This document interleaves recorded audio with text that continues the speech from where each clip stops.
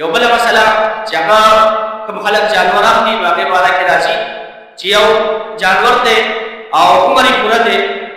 عمر ته پوره دی لیکن جسم نه کمزوری دی او څه نقص څه عیب پکې نشتي، داسې عیب پکې نشتي چې هغه قرباني باندې کوي، صرف دا دی چې کمزوری دی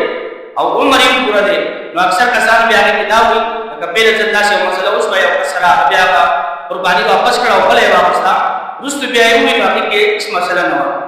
لکه هغه قرباني واخېسته نو هغه لکه کمزورې وه او هغې کې هغه ایښي وایسي،